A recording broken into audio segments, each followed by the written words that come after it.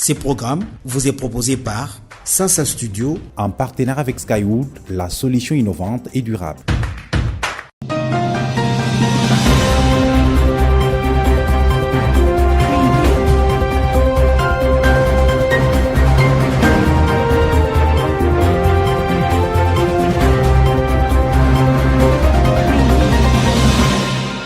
Très ravi de vous retrouver pour cette livraison de Sasa Magazine, mesdames et messieurs. Bienvenue. Tout de suite, les titres.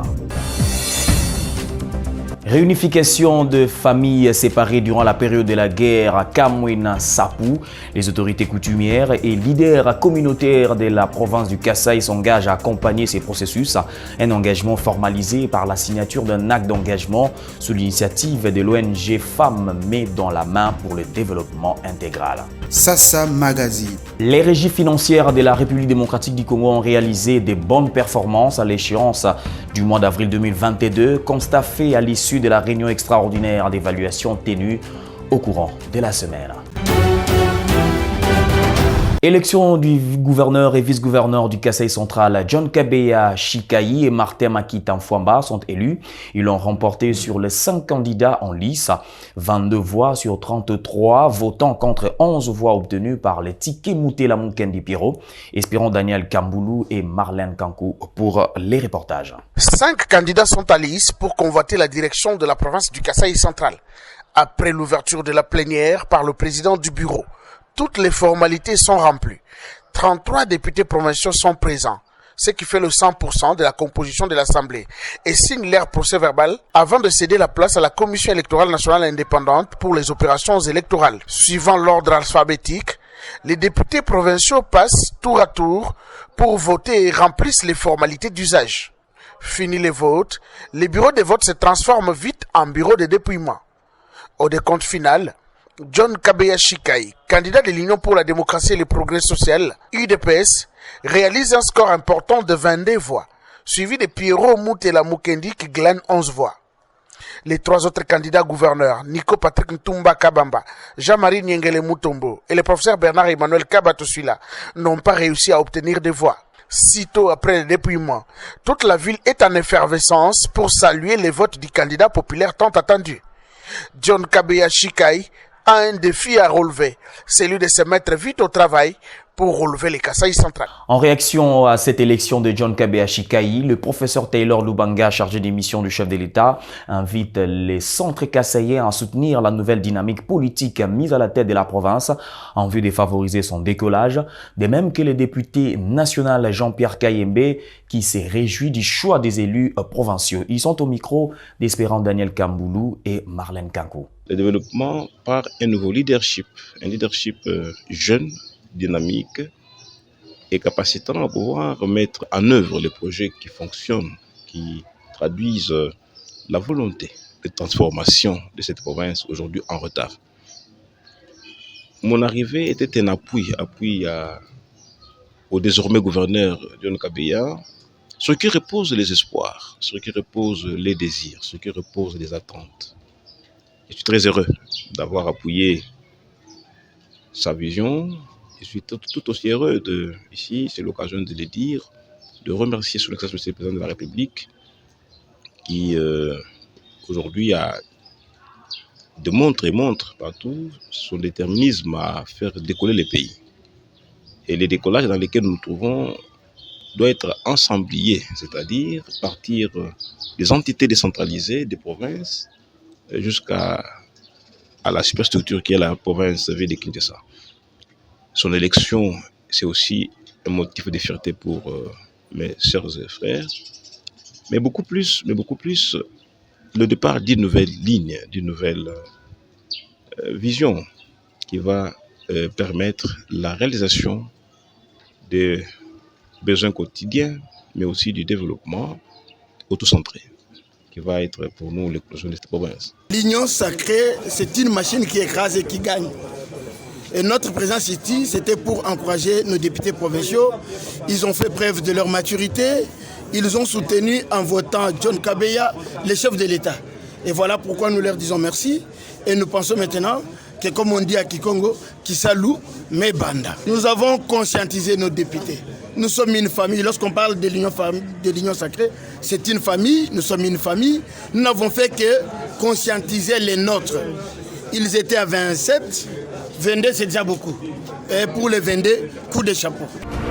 Skywood, la solution innovante et durable. Les leaders coutumiers et communautaires de la province du Kasaï s'engagent à contribuer à la réunification des couples séparés à la suite des viols intervenus durant la période du phénomène Kamwenan Sapou. Engagement pris à l'issue des plaidoyers menés par l'ONG Femmes Main dans la Main pour le développement intégral. Détails dans ces reportages d'Emmanuel Chi-Ngambu. La cérémonie de signature de cet acte d'engagement s'est déroulée dans l'enceinte du bâtiment Boupolé. Par ces gestes, les leaders communautaires, parmi eux, des responsables religieux et autorités coutumières, se proposent d'accompagner non seulement la réunification des couples séparés à la suite des viols commis durant la guerre des Kamwenan Sapou, mais aussi tous les combats contre les violences sexuelles et celles basées sur les genres, fait savoir le porte-parole de l'ANATC Kasaï, José Ngalansenda. Nous avons estimé qu'il était nécessaire qu'après les troubles intervenus entre 2015 et 2017 dans la région de Kasaï et notamment ici à Chikapa, troubles qui ont fait des femmes plus victimes que les hommes, nous puissions considérer que l'agriculteur tel que défini par la loi n'existe pas dans le cas d'espèce. Plus jamais un retour éventuel au conflit. Nous devons cohabiter, nous devons vivre ensemble, nous devons nous imposer la paix. Nous voulons recréer la paix parce que la paix permet le développement. Un engagement qui vient alléger les poids des coutumes sur les femmes, salué par la directrice pays des FMMDI, Nathalie Kambala. Je vous assure que sur la liste, nous avons plus de 120 chefs coutumiers qui ont signé sur l'acte d'engagement. Ce n'est pas une obligation, c'est volontaire. Nous avons touché les consciences de chefs coutumiers et nous leur avons demandé qu'ils puissent nous accompagner dans la protection de leur communauté. Après cette étape aujourd'hui des signatures, nous allons identifier tous les chefs qui ont signé et leur mouvement au village, où nous allons multiplier cet acte d'engagement. Au nombre de chefs coutumiers qui étaient dans la salle, nous allons leur remettre solennellement et nous allons les accompagner dans la vulgarisation de cet acte d'engagement. Pour les accompagner, ça veut dire que nous avons laissé un champ libre. Quand un chef coutumier a son acte d'engagement, on va l'appuyer un peu sur le plan financier, où il va vulgariser. La vulgarisation, c'est faire aussi signer au capital. Cette signature de l'acte d'engagement intervient après des jours de plaidoyer menés par l'ONG Femmes Main dans la Main pour le développement intégral. Dans un autre sujet, tenu au courant de la semaine qui s'achève de la journée déontologique à l'intention des journalistes du Kasaï central, ces assises organisées à travers l'Union nationale de la presse du Congo s'inscrivent dans le cadre de la célébration de la Journée internationale de liberté de la presse. Suivez. Les interventions au cours de cette journée déontologique ont porté entre autres sur le journalisme sous l'emprise du numérique. Rappel déontologique et le rôle du journaliste pendant la période électorale. Une occasion pour le président national de l'UNPC d'interpeller les professionnels de médias sur leurs responsabilités. J'ai un message pour l'ensemble de la presse nationale, parce que je suis à la tête des corporations et c'est vous qui m'avez désigné. Je peux dire que battons-nous pour ne pas aliéner notre liberté pour l'une ou l'autre raison.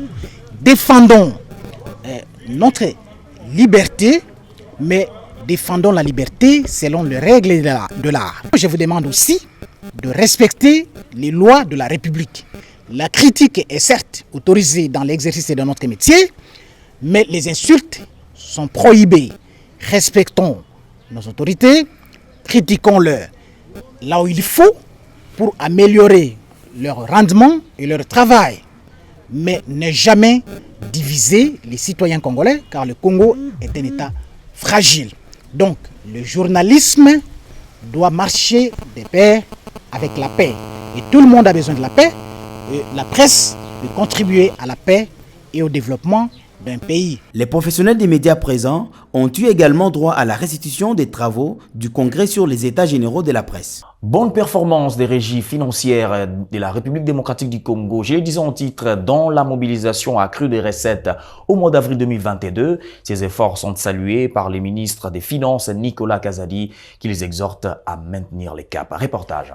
Il s'agit des performances historiques réalisées par le registre financier, notamment la DGI, la DGDA et la DGRAT. À titre illustratif, la Direction générale des impôts a atteint 200% des assignations avec 1,5 milliard de dollars. Une occasion pour son directeur général, Barnabé Mwakadi, de remercier le ministre des Finances pour l'encadrement ayant conduit à ces résultats. Il s'est agi de faire rapport en ce qui concerne la mobilisation des recettes pour les mois d'avril, ainsi que parler aussi du super profit pour nos DGI.